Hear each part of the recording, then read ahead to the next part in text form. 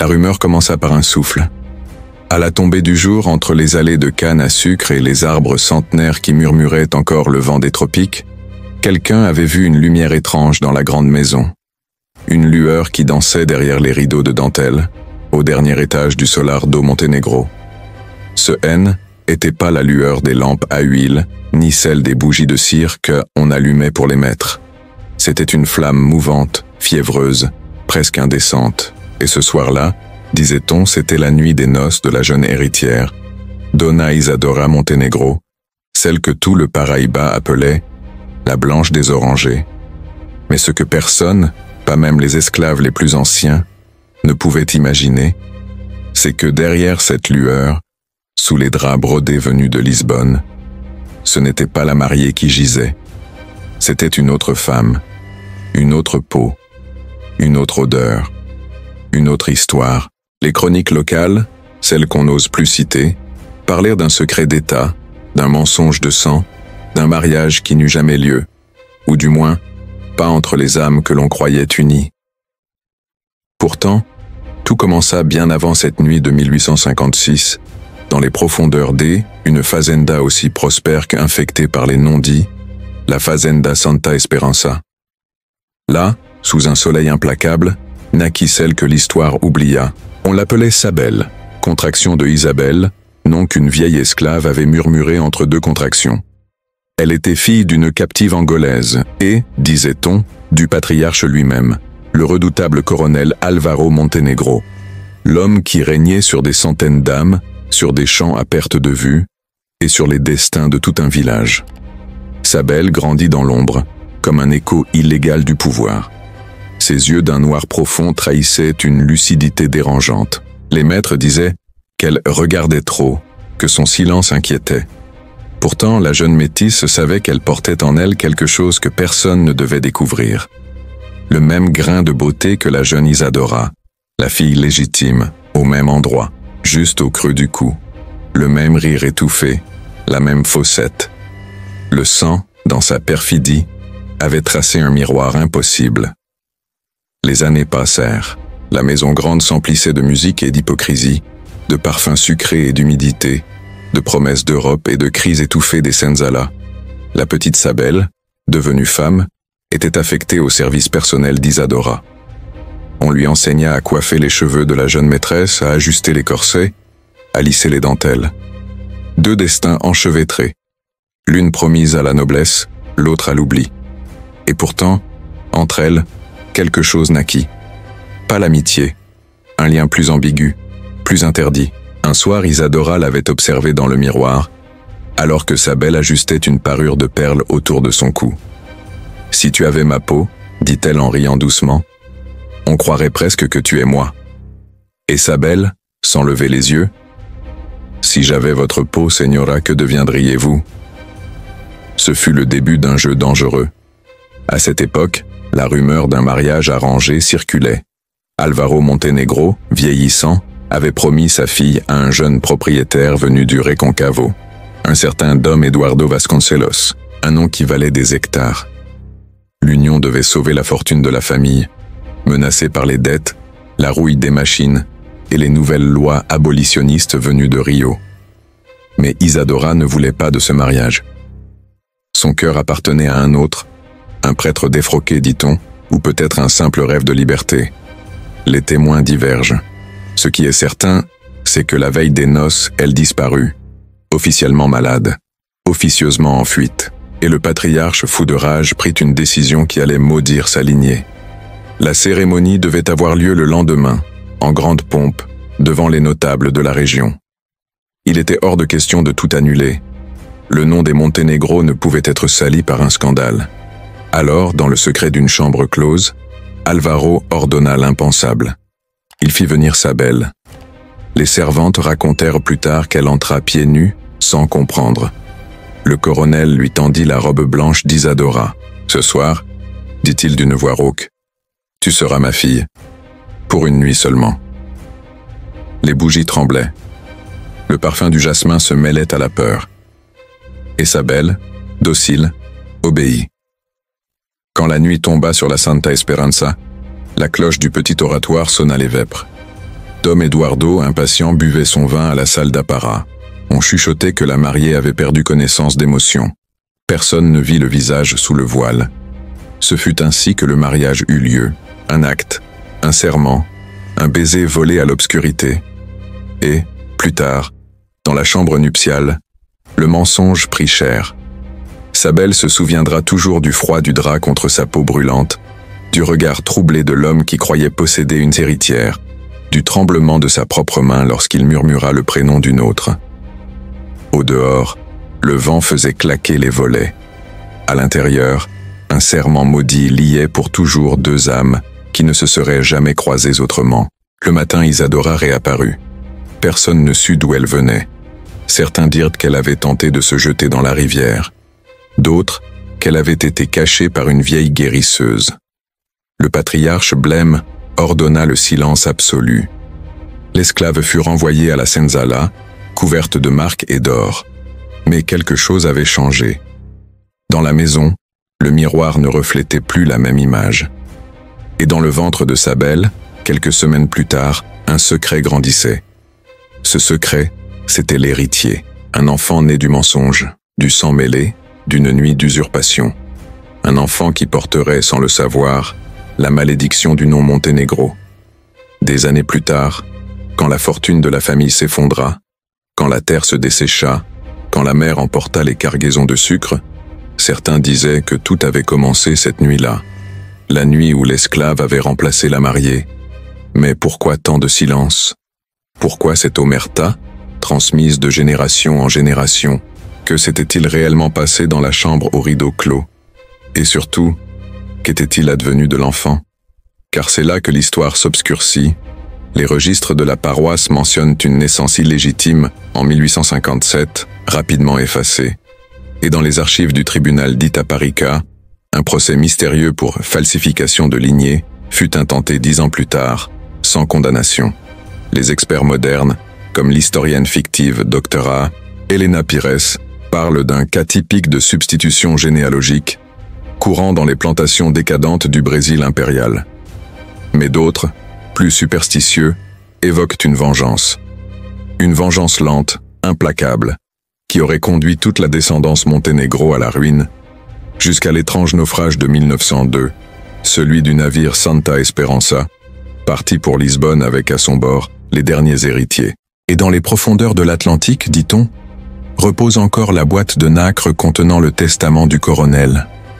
Un testament que personne n'a jamais retrouvé. Mais avant d'en arriver là, il faut comprendre le destin de Sabel. Car c'est elle, et elle seule, qui porta la vérité, scellée entre ses côtes et sa honte. Le silence après le crime n'est jamais total. Il laisse des traces dans les gestes, dans les soupirs, dans les murs même. À la Fazenda Santa Esperança, ce silence devint un personnage à part entière. Les domestiques chuchotaient, les portes grinçaient la nuit comme pour rappeler le péché enfoui. Et Sabel, la jeune esclave, marchait désormais plus droite, plus lente, comme si chaque pas devait dissimuler le fardeau qu'elle portait. Au début, nul ne remarqua son ventre. Elle se cachait dans les champs, se noyait dans le travail. Mais la vieille Ephigénia, la matrone de la Senzala, le vit la première. Une nuit, alors que la pluie tambourinait sur le toit de palme, elle posa la main sur son ventre et murmura « Ce sang-là, ma fille, n'aura pas de repos. » Le secret devait rester enterré. Le colonel le savait. Il avait juré que si jamais quelqu'un apprenait ce qui s'était passé cette nuit-là, toute la maison brûlerait. Mais les secrets, comme les racines, finissent de toujours par percer la terre. Lorsque l'enfant naquit, une nuit d'orage, Ephigénia couvrit ses cris sous le fracas du tonnerre. On lui donna le nom de Thomas. Il avait la peau claire, trop claire. Des yeux d'un vert trouble, presque identiques à ceux du maître. Sabel pleura sans bruit.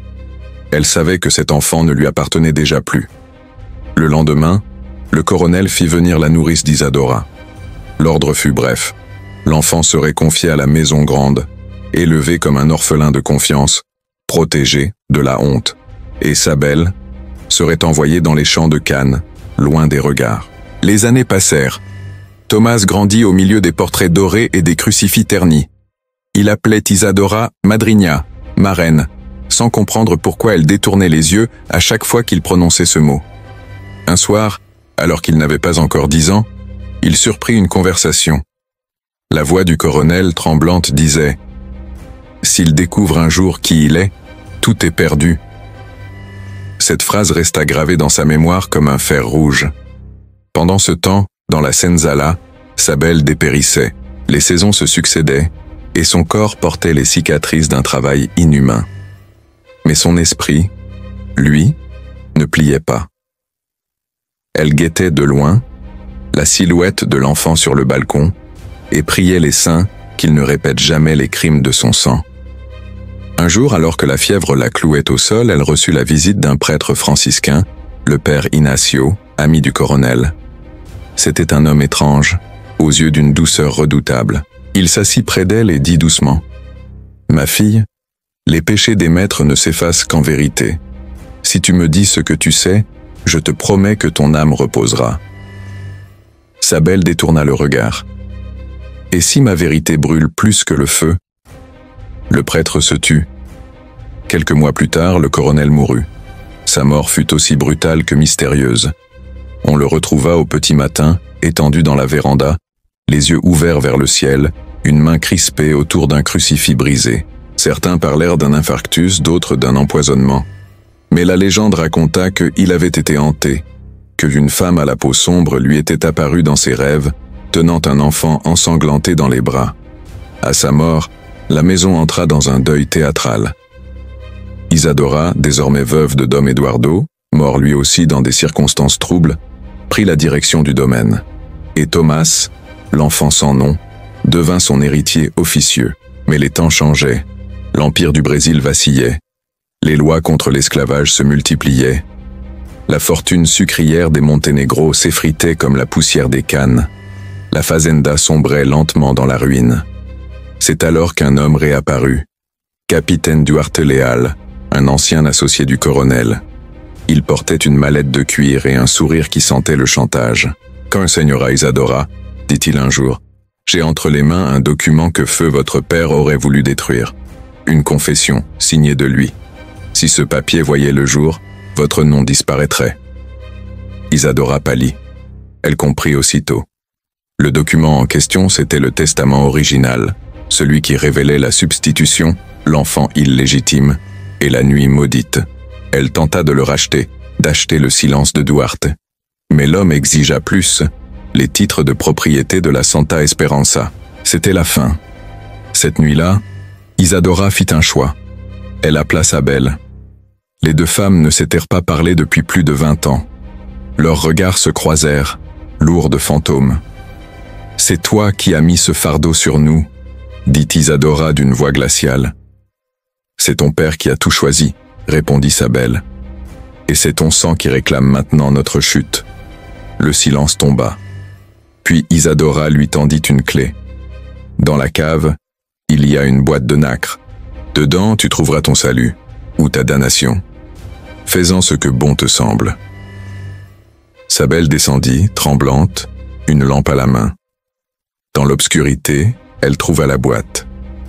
À l'intérieur, des bijoux, des lettres et un manuscrit scellé. Elle reconnut l'écriture d'Alvaro Montenegro. Les mots la firent chanceler. C'était une confession. Le patriarche y racontait tout, la substitution, la peur du scandale, l'ordre donné sous la contrainte, et à la fin, une phrase terrible.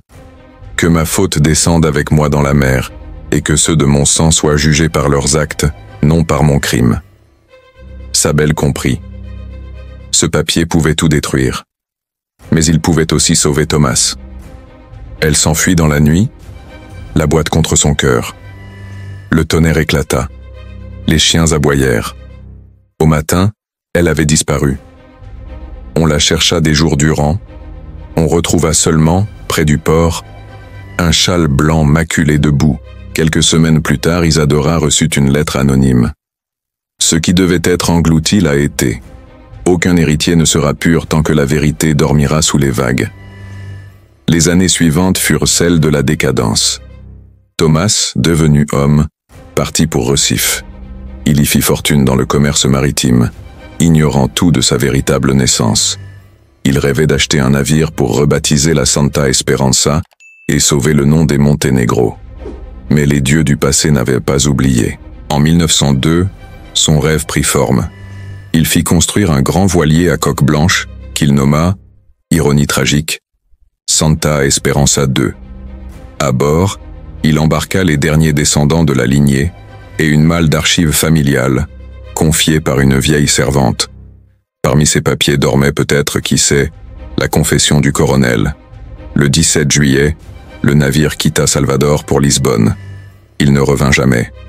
Au large des Açores, on signala une tempête d'une violence inouïe. Des éclairs illuminèrent la mer comme des cicatrices célestes. Puis plus rien. Pas un survivant. Seulement quelques planches échouées, et des semaines plus tard, un coffre en nacre retrouvé sur une plage du Cap-Vert. Le coffre fut ouvert par un pêcheur. Dedans, une robe de mariée jaunie par le sel, un bijou brisé et un acte de naissance effacé par l'eau. La boucle était refermée. Pourtant, au début du XXe siècle, un chercheur portugais, le docteur Afonso Vieira, affirma avoir découvert dans les archives de Lisbonne un fragment de lettre d'Isadora Montenegro, adressé à une cousine de Porto. Si un jour quelqu'un retrouve la vérité, qu'il sache que ce n'est pas la faute de l'esclave, c'est la faute de notre orgueil. Cette phrase, traduite et publiée des décennies plus tard, éveilla la curiosité des historiens modernes. Le mystère de la mariée remplacée devint une légende nationale, un symbole des crimes silencieux du patriarcat colonial. Mais sous les couches du mythe, une question persistait. Sa belle était-elle morte cette nuit-là? Ou avait-elle embarqué à son tour, cachée parmi les marins, pour veiller sur son fils sans jamais se révéler? Certains témoignages oraux, recueillis au début du XXe siècle dans les communautés afro-brésiliennes du littoral, parlent d'une femme noire surnommée la Veuve Blanche, qui portait toujours un châle et une boîte de nacre autour du cou. On disait qu'elle apparaissait sur les plages avant les tempêtes, murmurant des prières dans une langue oubliée. Était-ce sa belle? Était-ce le fantôme de la faute? Nul ne le saura jamais. Ce qui demeure, c'est cette impression obsédante que le passé ne se noie jamais complètement, qu'il flotte, comme ces débris du Santa Esperança, à la surface du temps. Et quelque part, au fond de l'Atlantique, les vagues continuent de murmurer le nom de celle qui, une nuit, prit la place d'une autre et changea le destin de tout un empire. Un siècle s'était écoulé, et pourtant, à Bahia, le nom des Monténégro faisait encore frémir les plus anciens. Il suffisait qu'un étranger demande la route de la vieille fazenda pour que les conversations se taisent. On levait les yeux vers la mer comme si la réponse y dormait encore. C'est là qu'entre en scène Elias Montenegro, descendant lointain de Thomas, ou plutôt, du secret qu'il avait laissé. Né en 1982, il était journaliste, passionné d'histoire et obsédé par les zones d'ombre de sa lignée. Sa grand-mère lui répétait souvent, à voix basse, « Les femmes de notre sang ont pleuré trop de nuits pour qu'un homme comme toi oublie d'où il vient. » À 20 ans, Elias découvrit un fragment de journal appartenant à son arrière-grand-mère, retrouvé dans un coffre humide à Salvador.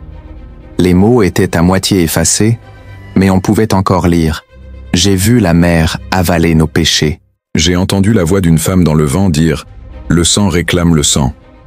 Ces phrases devinrent son obsession. En 2007, il décida d'écrire un livre, La mariée et l'esclave, vérité ou légende. Un projet qu'il présenta comme une enquête historique, mais qui, au fond, relevait d'une quête personnelle. Il commença par explorer les archives de l'église de San Francisco, à Salvador. Entre les registres des baptêmes, il tomba sur une note marginale datée de 1857. Enfant de mère non déclarée, élevé sous protection du domaine Monténégro. Aucune mention du père.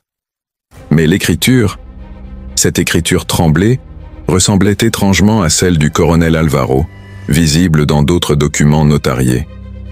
Elias comprit alors que la rumeur familiale était plus qu'une légende. Il y avait là une falsification délibérée. Il se rendit ensuite à Itaparica, où, selon les rumeurs, reposaient les ruines de la vieille Santa Esperança. Ce qu'il trouva dépassa toutes ses attentes. sous les lianes et les termites, les vestiges du solar, l'escalier de pierre, une colonne fendue et surtout une cave murée. Les habitants du village lui racontèrent que personne n'osait s'en approcher. La terre y était vivante, disait-il. Chaque année, à la date du 17 juillet, on entendait un souffle sortir des fissures, comme un gémissement venu d'ailleurs. Elias fit venir une équipe d'archéologues. Après 3 jours d'excavation, ils dégagèrent une ouverture.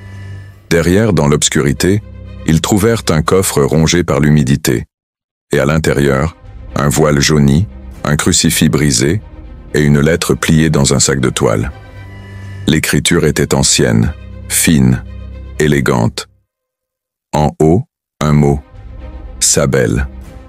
Elias lut à voix haute, tremblant. À celui ou celle qui trouvera ces lignes, sachez que le pardon n'efface rien, mais apaise ce qui ne peut être dit. J'ai gardé le secret pour épargner un enfant, et ma faute a été de croire que le silence protège. Si vous êtes de ce sang, souvenez-vous que nous sommes tous nés d'une nuit de substitution. Que ce qui a été volé ne peut être rendu, sinon par la mémoire. Le papier s'arrêtait là, mais au dos, une autre main avait ajouté « La mère prendra ce qu'elle réclame ». Cette découverte bouleversa Elias. Pour la première fois, il avait une preuve matérielle que Sabel avait survécu, qu'elle avait parlé, qu'elle avait tenté de transmettre sa vérité. L'histoire fit la une des journaux locaux. Les universités s'y intéressèrent. Certains professeurs y virent un cas exceptionnel de résistance narrative. Une esclave qui avait inversé le silence, inscrivant son nom dans la pierre même de ses bourreaux. Mais tout bascula quand Elias décida d'aller plus loin. Il apprit qu'un collectionneur portugais, installé à Porto, affirmait posséder un fragment du testament original d'Álvaro Montenegro, celui retrouvé, disait-il, dans les restes d'un coffre récupéré au Cap-Vert au début du XXe siècle. Elias prit l'avion pour Lisbonne. Là, dans une maison aux murs chargés de portraits anciens, il rencontra Dom Miguel de Alencar, descendant d'un marin du Santa Esperança II. L'homme était âgé, presque aveugle, mais son esprit, vif. « Ah, je vous attendais », dit-il à Elias avant même qu'il ne se présente. « Comment saviez-vous que je viendrais ?»« Parce que les fantômes de la mer me l'ont dit, et parce que ce papier n'appartient qu'à celui dont le sang réclame la vérité. » Il sortit d'une boîte de bois un fragment de parchemin. L'encre en était pâlie, mais lisible.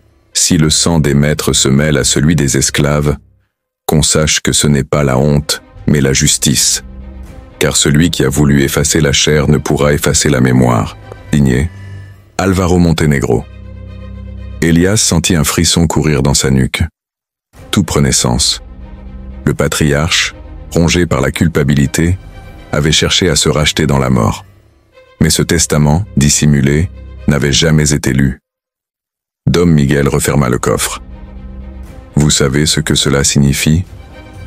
Que l'histoire de ma famille doit être réécrite ? Non, mon fils, cela signifie qu'elle n'est pas terminée. » Cette nuit-là, Elias rêva de la mer.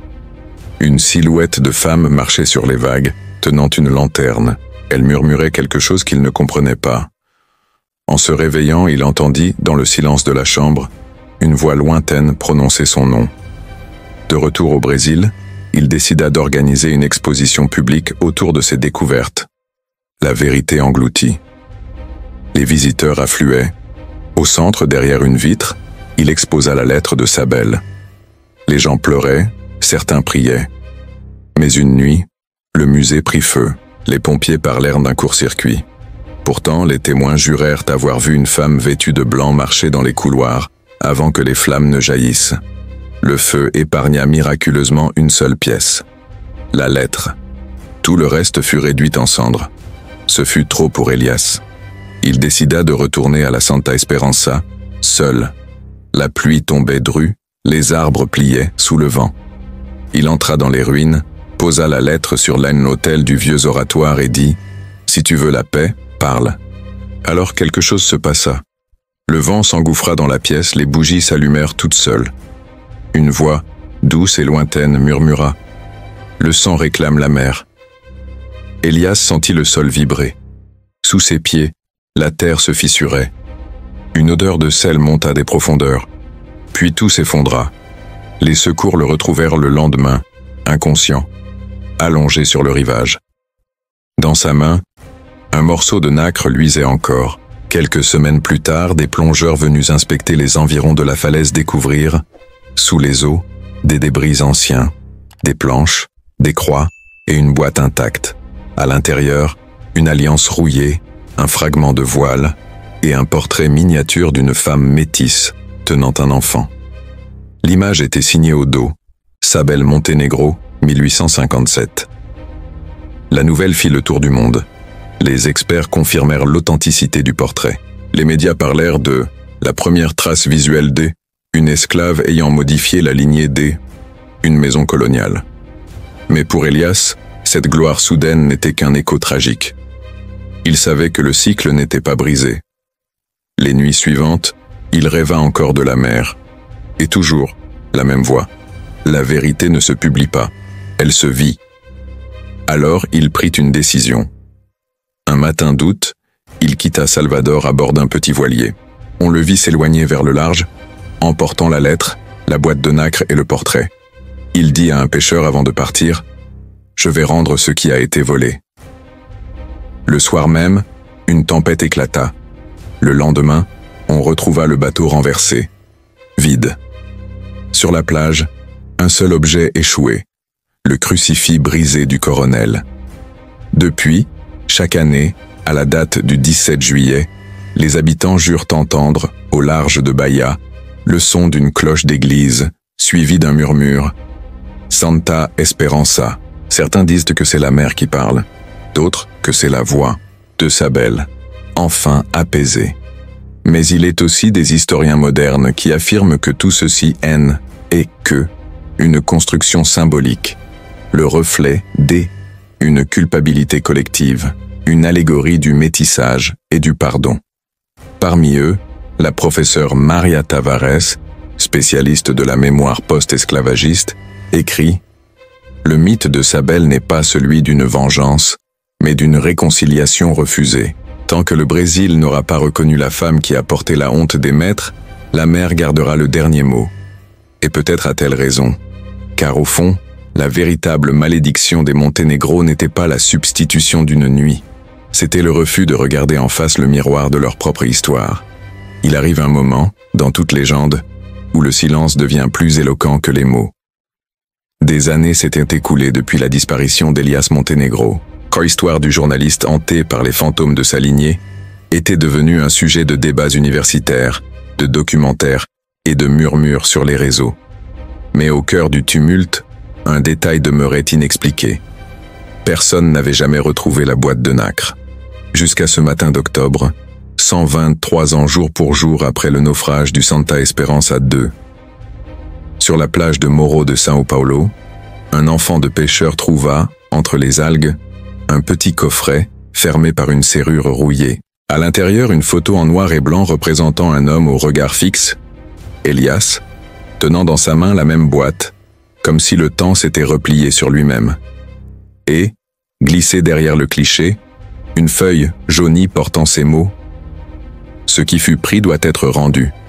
Ce qui fut caché doit être dit. » L'objet fut remis au musée de Salvador, où une conservatrice, Dra Béatrice Melo, entreprit de l'étudier. En analysant le bois, elle découvrit des traces de sel et de corail datant de plusieurs époques, preuve que la boîte avait séjourné à plusieurs reprises dans la mer. Comme si quelqu'un ou quelque chose la ramenait toujours à la surface. La rumeur d'une malédiction de la mer reprit aussitôt. Les journaux titrèrent « Le fantôme de la mariée noire frappe encore », le retour du coffret de Sabel, quand la mer raconte l'histoire que les hommes ont voulu taire. Mais ce que la presse ignorait, c'est qu'un dernier chapitre attendait encore d'être ouvert. Au fond du coffret, sous la doublure de soie détériorée, Béatrice trouva un minuscule rouleau de papier, scellé dans de la cire ancienne. Elle l'ouvrit avec précaution. L'écriture était fine, nerveuse, et la signature, Isadora Montenegro. À celle qui me lira, je demande pardon. Nous avons condamné celle qui ne voulait qu'exister. Nous avons menti pour sauver notre nom et détruit celui qui nous liait à la terre. Sabel était mon reflet et ma sœur. Ce que mon père a imposé cette nuit-là, je l'ai accepté par lâcheté. Si la mère la réclame, c'est parce que je lui ai volé sa vie. Que le monde sache, la mariée, ce n'était pas moi, c'était elle. » Ces mots, vieux de plus d'un siècle, eurent l'effet d'une déflagration. Les historiens confirmèrent l'authenticité du papier. Les descendants restants de la famille Montenegro, peu nombreux installés à São Paulo, furent confrontés à cette révélation. La véritable épouse de Dom Eduardo Vasconcelos N. était autre que Sabel, l'esclave. Par un concours d'apparence, de peur et de honte, c'était elle qui, aux yeux du droit, avait été unie à l'homme blanc, scellant ainsi, involontairement, une union légitime, ce qui signifiait que toute la lignée officielle des Monténégro était, depuis le XIXe siècle, issue d'une femme noire. La presse mondiale s'en empara. Le scandale fut immense. Des débats éclatèrent sur la question de la mémoire, du métissage, du silence institutionnel. Les universités brésiliennes publièrent des volumes entiers sur la substitution de chair, ce moment où une société bâtie sur le mensonge avait été forcée de se regarder en face. Mais au milieu de la fureur médiatique, un détail passa inaperçu. La nuit même où la lettre fut révélée, la mer monta de façon inhabituelle. À Morro de São Paulo, les pêcheurs viraient des lumières danser sur l'eau, et au petit matin, sur le sable humide, on retrouva un voile blanc, intact, qui portait l'odeur du jasmin. Béatrice Melo, bouleversée, se rendit sur les lieux. Elle raconta plus tard qu'elle avait entendu, au moment où elle ramassait le voile, une voix très douce murmurer « Tout est rendu. Depuis ce jour, la boîte de nacre repose au Musée national de Bahia, dans une salle plongée dans la pénombre. Une plaque y porte simplement ces mots « Sabel Montenegro, 1836, celle qui fut mariée sans elle être esclave et héritière à la fois. » Chaque année, des centaines de visiteurs viennent déposer des fleurs blanches devant la vitrine. Certains prient, d'autres pleurent. Et parfois, lorsqu'un rayon de soleil traverse la verrière, on jurerait voir, sur le verre, le reflet d'un visage. Un soir d'exposition, alors que la salle se vidait, Béatrice resta seule face au coffret. Elle murmura « Pourquoi avoir attendu si longtemps ?» Et dans le silence, une phrase sembla flotter, venue de nulle part. Parce qu'il fallait que quelqu'un écoute. La chercheuse raconta plus tard qu'à ce moment précis, elle sentit un parfum de fleurs d'oranger envahir la pièce. Mais le plus étrange survint quelques semaines plus tard. En classant les documents pour une publication, Béatrice découvrit une correspondance oubliée d'Elias Montenegro, jamais rendue publique. Dans une lettre adressée à un ami, datée de quelques jours avant sa disparition, il écrivait « J'ai compris. La mère n'a jamais voulu punir. Elle voulait restituer. Nous avons volé une histoire. Elle la reprend pour la rendre entière. Si je disparais, ce ne sera pas une mort. Ce sera un retour. » Cette lettre, authentifiée par les experts, fut considérée comme un testament spirituel. Certains y virent à la preuve que le journaliste avait volontairement cherché à rejoindre ce qu'il appelait la mémoire vivante. D'autres, plus rationnels, parlèrent d'un délire mystique. Mais dans les communautés afro-brésiliennes du littoral, la nouvelle prit une toute autre signification. On commença à célébrer chaque 17 juillet une cérémonie en mémoire de Sabel.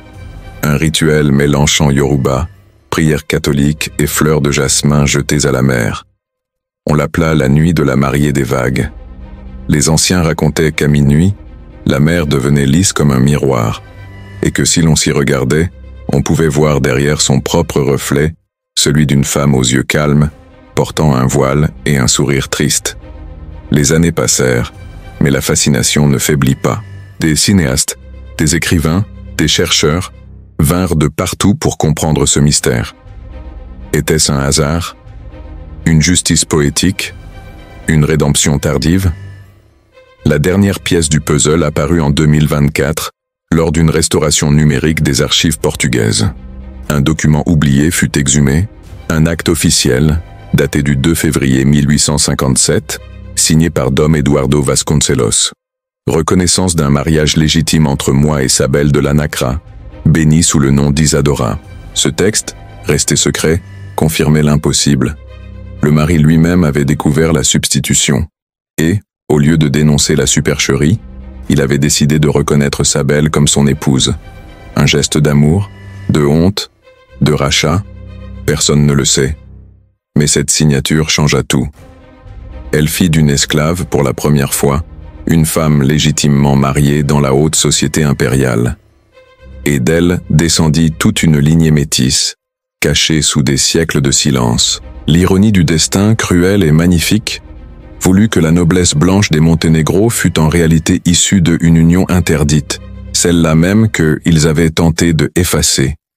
Béatrice Mello, dans une conférence émouvante, conclut « Ce que la mer a englouti, elle ne l'a pas perdu, elle l'a préservé. Comme une mémoire liquide, gardienne des vérités que nous n'étions pas prêts à entendre. » Et c'est peut-être là le véritable sens de cette histoire. Sabel n'était pas seulement une victime, elle était une origine. Une femme qui, par sa douleur, avait recomposé la trame de l'histoire. Un soir, alors que le musée fermait ses portes, un gardien rapporta avoir vu dans le reflet de la vitre 2 silhouettes. Une femme en robe blanche et un homme barbu tenant un cahier. Tous deux souriaient. Derrière eux, la mer se mouvait lentement. Puis plus rien. Personne n'osa vérifier les caméras cette nuit-là. Aujourd'hui encore, les visiteurs qui attardent devant la boîte de nacre disent entendre un murmure à peine perceptible. A Historia et Nossa Agora.